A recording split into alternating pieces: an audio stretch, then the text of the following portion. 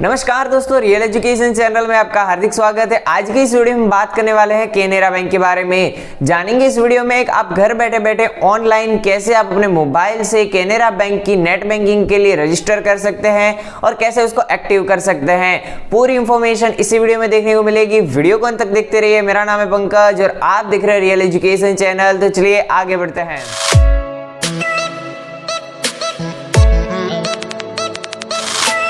Video के साथ बने रहने के लिए आपका बहुत बहुत धन्यवाद। अगर आपको वीडियो अच्छा लगता है तो वीडियो को लाइक कर दीजिए, चैनल पे नए हैं तो सब्सक्राइब कर दीजिए और कोई भी दिक्कत हो तो मुझे इंस्टाग्राम पे फॉलो करके मैसेज कर सकते हैं। मेरा जो इंस्टाग्राम का हैंडल है वो है रियल एजुकेशन फॉर यू। वहां पे जाके आप जैसे ही मुझे मैसेज करेंगे तो वहां पे आपको रिस्पॉन्स काफी ज्यादा इंस्टेंटली देखने को मिल जाएगा। सबसे पहले अगर आपको नेट बैंकिंग के लिए रजिस्टर करना है तो अपना कोई भी एक ब्राउजर ओपन कर लेना है। मेरे पास है ओपेरा मिनी, आपके पास क्रोम ब्राउजर है, क्रोम ब्राउजर का यूज भी आप कर सकते हैं। तो यहाँ पे हमें क्या करना है, सबसे पहले आ जाना है और यहाँ पे लिखना होगा कैनरा बैंक। हमें सिर्फ इतना ही लिखना है, कैनरा बैंक, इतना लिख के हमें सर्च कर देना है। सर्च करने के बाद में इंटरफेस कुछ इस तरीके का होगा। यहाँ पे आप देख सकते हैं कैनरा बैंक की कुछ लोकेशंस वगैरह आ चुकी है और यहाँ पे आप देखें तो कैनरा बैंक की ऑफिशियल वेबसाइट आ चुकी है जिसका नाम है canarabank.com। इसी के ऊपर हम क्लिक कर देंगे और हमारे सामने बैंक का इंटरफेस ओपन हो जाएगा। यहाँ पे इंटरनेट मेरा कनेक्शन थोड़ा स्लो है तो मैं वाईफाई ऑन कर लेता हूँ। यहाँ पे वाईफाई कनेक्ट होने के बाद में आप देख सकते हैं इंटरनेट आपका काम करने लगता है। अब यहाँ पे आपको देखना होगा, आपको 3 डॉट्स दिख रहे हैं। इस 3 डॉट्स के ऊपर मैं क्लिक करूंगा। 3 डॉट्स के ऊपर क्लिक करने के बाद में यहाँ पे डेस्कटॉप साइड पे ऊपर मैं क्लिक कर दूंगा। यहाँ पे डेस्कटॉप साइड के ऊपर क्लिक करने के बाद में यहाँ पे आप देख सकते हैं हमारे सामने इंटरफेस कुछ इस तरीके का है। यहाँ पे वाईफाई मेरा कनेक्ट हो चुका है। अब यहाँ पे आपके सामने जूम करने पर आप देख सकते हैं लिखा है नेट बैंकिंग। हमें इस नेट बैंकिंग के ऊपर क्लिक कर देना है। ध्यान रहे दोस्तों, यहाँ पे और बहुत सारे ऑप्शन है। ये NRI बैंकिंग, काफी लोग गलती से इस NRI बैंकिंग के ऊपर क्लिक कर देंगे तो उनको मैं पहले से बता दूं, NRI बैंकिंग और नेट बैंकिंग दोनों अलग होती है।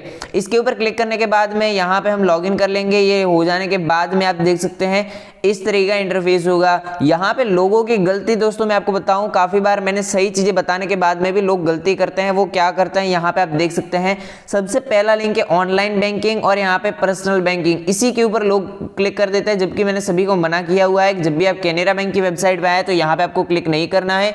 यहाँ पे आपके सामने इंटरफेस दिख रहा होगा, सबसे नीचे अगर हम जूम करते हैं तो यहाँ पे लिखा है नेट बैंकिंग सिंडिकेट, तो इसके ऊपर भी नहीं करना है। और यहाँ पे सबसे लास्ट में लिखा आपको देखने को मिल जाएगा, वो मिलेगा नेट बैंकिंग डेस्कटॉप साइड। ये जो नेट बैंकिंग डेस्कटॉप साइड में आप देख सकते हैं सबसे लास्ट में यहाँ पे देखने को मिल रहा है। इसी नेट बैंकिंग डेस्कटॉप साइड के ऊपर हमें क्लिक कर देना है। ये काफी बार ऑप्शन है वो नीचे मिलता है, तो यहाँ पे हमने इसके ऊपर क्लिक कर दिया है। और वीडियो अच्छा लगे तो लाइक जरूर कर दीजिएगा, चैनल पे नए हैं सब्सक्राइब जरूर कर दीजिए। अब यहाँ पे हमारे सामने इस तरीके का इंटरफेस होगा। ये एक नए टैब में ओपन हो चुका है और यहाँ पे आपको देख सकते हैं 3 डॉट्स पे क्लिक करके डेस्कटॉप साइड है वो हमारा ऑन है पहले से। अब अगर आपको मैं बता रहा हूं, अगर आपको कोई भी दिक्कत आ रही है या फिर कोई चीज समझ नहीं आ रही है तो आप मुझे रियल एजुकेशन फॉर यू नाम का मेरा इंस्टाग्राम का हैंडल है, वहां पे जाके आप मुझे फॉलो कीजिए और मैसेज कीजिए, तो वहां पे आपको इंस्टेंटली हेल्प देखने को मिल जाएगी। अब यहाँ पे क्या होता है, कमेंट में काफी लोग मुझे पूछते हैं पर कमेंट काफी ज्यादा होने की वजह से मैं रिप्लाई देने लेट हो जाता है। बट इंस्टाग्राम पे ज्यादा एक्टिव हूँ तो वहां पे आप मुझे सवाल पूछ सकते हैं, कोई समस्या है तो वो भी बता सकते हैं। वहां पे सॉल्यूशन आपका जल्द से जल्द हो पाएगा। यहाँ पे न्यू रजिस्ट्रेशन के ऊपर क्लिक कर देना है। न्यू रजिस्ट्रेशन के ऊपर क्लिक करने के बाद में इनकी टर्म एंड कंडीशंस वगैरह आ जाएंगी। हमें यहाँ पे आई एग्री के ऊपर क्लिक कर देना है। जैसे ही हम आई एग्री के ऊपर क्लिक कर देते हैं तो यहाँ पे हमसे कुछ चीजें पूछी जा रही है बैंक की तरफ से। यहाँ पे क्या पूछा जा रहा है, कैनरा बैंक ने कहा है सबसे पहले आपको 13 डिजिट का अपना अकाउंट का नंबर डालना है। फिर यहाँ पे क्या करना है, अपने डेबिट कार्ड का जो नंबर होता है, आपका डेबिट कार्ड का जो 16 नंबर होते हैं तो 4 करके 16 नंबर आपको यहाँ पे डाल देने हैं। वो आपके डेबिट कार्ड के फ्रंट के ऊपर ही होते हैं। यहाँ पे आपको मोबाइल नंबर डालना है जो बैंक के साथ लिंक है, बैंक के साथ रजिस्टर्ड है। यहाँ पे आपको वो मोबाइल नंबर डालना है जो बैंक के साथ लिंक है, बैंक के साथ रजिस्टर है। फिर यहाँ पे आपको अपनी कस्टमर आईडी, आप देख सकते हैं यहाँ पे कॉलम है कस्टमर आईडी डालने का। अब आप में से काफी लोग पूछ रहे होंगे, सोच रहे होंगे कि कस्टमर आईडी क्या होती है, तो उनको मैं बता दूं कस्टमर आईडी सभी के लिए एक यूनिक कोड नंबर होता है जिससे कस्टमर की पहचान होती है। जैसे हर एक किसी का आधार कार्ड नंबर नहीं होता, जैसे पैन कार्ड नंबर होता है, आधार कार्ड नंबर होता है जिससे किसी व्यक्ति की पहचान होती है, तो वैसे ही बैंक में किसी व्यक्ति की पहचान के लिए कस्टमर आईडी दी जाती है जो कि एक यूनिक कोड होता है। वो आपके पासबुक के ऊपर लिखा रहता है। अगर आपको पासबुक के ऊपर नहीं मिलता है तो कोई दिक्कत वाली बात नहीं है, कस्टमर केयर को कॉल करके आप पूछ सकते हैं। और फिर भी आपको नहीं मिल रहा है तो यहाँ पे आप दूसरे ऑप्शन है अपने डेबिट कार्ड के या फिर आपके क्रेडिट कार्ड के कुछ ट्रांजेक्शन्स की डिटेल्स डाल सकते हैं। मतलब यहाँ पे आपका जो डेबिट कार्ड, मतलब यहाँ पे डेबिट कार्ड की डिटेल्स डालनी है, क्रेडिट कार्ड की नहीं। आपके जो अकाउंट्स है पिछले डेबिट या फिर क्रेडिट ट्रांजेक्शन हुए हैं उनकी डिटेल्स डाल सकते हैं, उनके अमाउंट आपको डाल देने हैं, जो कि पिछले 5 अमाउंट में से कोई भी एक डाल देना है, तो वो यहाँ से आपको एक्सेप्ट कर लेंगे। ये वेरिफिकेशन के लिए होता है और ये बहुत ही ज़्यादा ज़रूरी प्रोसेस है। अब यहाँ पे क्या लिखा है, ट्रांसफर एंड इंक्वायरी फैसिलिटी, इसके ऊपर हमें टिक कर देना है, ये जरूरी रहता है। और फिर हम आई एग्री के ऊपर क्लिक कर देंगे। अब दोस्तों जैसे ही हमने रजिस्ट्रेशन कर लिया है कंप्लीट, वहां पे फॉर्म फिलअप करने के बाद में हमारे सामने इस तरह का इंटरफेस होगा। यहाँ पे रजिस्ट्रेशन हमारा कंप्लीट हो चुका है, अब सिर्फ वेरिफिकेशन होगा। वेरिफिकेशन के लिए क्या मांग रहे हैं, एक ओटीपी मांग रहे हैं और यहाँ पे आपका ट्रांजेक्शन रेफरेंस नंबर यहाँ पे इन्होंने दे रखा है। और जो ओटीपी मांग रहे हैं वो ओटीपी आपको इस कॉलम में लिखना है, और जो री एंटर ओटीपी मतलब आपको एंटर वापस करना है वही का वही ओटीपी यहाँ पे। अगर आपके बैंक के मोबाइल नंबर पे ओटीपी नहीं आया है तो काफी बार ये होता है सर्वर डाउन की वजह से ओटीपी नहीं आ पाता है, तो कोई दिक्कत नहीं है, आपको टेंशन लेने की कोई आवश्यकता नहीं है। यहाँ पे रीसेंड ओटीपी के ऊपर हम क्लिक कर देंगे। यहाँ पे रीसेंड ओटीपी का ऑप्शन दे रखा है, इसके ऊपर क्लिक कर देंगे तो ओटीपी हमारे पास वापस आ जाएगा।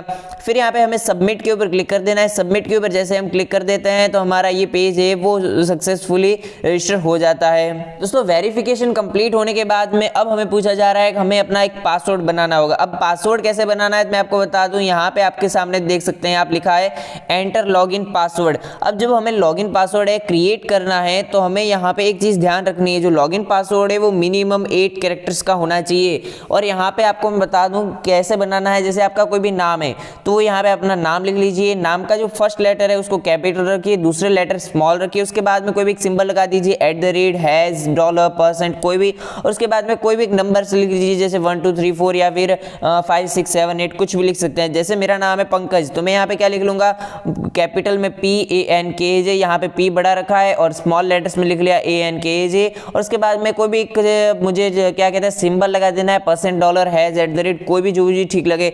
यहाँ पे जैसे मुझे % ठीक लग रहा है तो मैंने पंकज लिखने के बाद में % लगा दिया, और उसके बाद में कोई भी एक नंबर लिख लेना है। जैसे मेरा नंबर मान लीजिए मैं लिख लेना चाहता हूँ 5 6 7 8, तो यहाँ पे 5 6 7 8। जैसे ये मैंने पासवर्ड क्रिएट कर लिया तो वो यहाँ पे लिख लूंगा, और फिर नीचे लिखा है री एंटर लॉगिन पासवर्ड, तो हमें वही का वही पासवर्ड नीचे लिख लेना है। उसके बाद में सबमिट के ऊपर क्लिक कर देना है, तो ये सक्सेसफुली इसको वेरिफिकेशन कर लेगा और आपका जो लॉगिन है वो पासवर्ड है वो सक्सेसफुली आपका क्रिएट हो जाएगा। अब दोस्तों हमें क्या बताया जा रहा है कि आपने सक्सेसफुली लॉगिन कर लिया है, आपको एक यूजर आईडी दी जा रही है। जो यूजर आईडी है इसको आपको कहीं पे भी लिख के रख लेना है, कॉपी कर लेना है, भूलना नहीं है। अब ओके के ऊपर हम क्लिक कर देंगे। अब दोस्तों जैसे हमने ये फॉर्म फिलअप कर लिया तो उसके बाद में इसने हमें इस पेज पे रिडायरेक्ट कर दिया। तब यहाँ पे हमें क्या करना, अपनी यूजर आईडी डालनी है, पासवर्ड डालना है और कैप्चा कोड डालना है। और यहाँ पे लैंग्वेज सिलेक्ट करनी है आपकी, हिंदी इंग्लिश आप जो भी चाहते हैं। यहाँ पे गुजराती है, कन्नड़ा है, मलयालम है, मराठी है, उड़ीसा, बहुत सारी चीज़ें हैं। यहाँ पे उड़िया है, यहाँ पे आप देख सकते हैं पंजाबी, तमिल, तेलुगु, बहुत सारी चीज़ें हैं, काफ़ी लैंग्वेज है जिनको मैं सही से प्रोनाउंस भी नहीं कर सकता हूँ। अब यहाँ पे आप देख सकते हैं यूजर आईडी और पासवर्ड डालना है, कैप्चा कोड डालना है, उसके बाद में हमें साइन इन के ऊपर क्लिक कर देना है। तो उसके बाद में आपकी जो इंटरनेट बैंकिंग है वो सक्सेसफुली क्रिएट हो चुकी है और अब आप अपनी इंटरनेट बैंकिंग को एंजॉय कर सकते हैं। और फिर भी कोई दिक्कत आ रही है, आपको ट्रांजैक्शन पासवर्ड बनाना होगा, जैसे लॉगिन पासवर्ड बनाया वैसे का वैसा आपको ट्रांजैक्शन पासवर्ड भी बना लेना है। और कोई दिक्कत हो रही है तो मुझे रियल एजुकेशन फॉर यू नाम का मेरा इंस्टाग्राम का हैंडल है, वहां पे जाके आप मुझे मैसेज कीजिए, फॉलो कीजिए, वहां पे आपको रिप्लाई इंस्टेंटली देखने को मिलेगा। वीडियो देखने के लिए आपका बहुत बहुत धन्यवाद। जय हिंद, वंदे मातरम।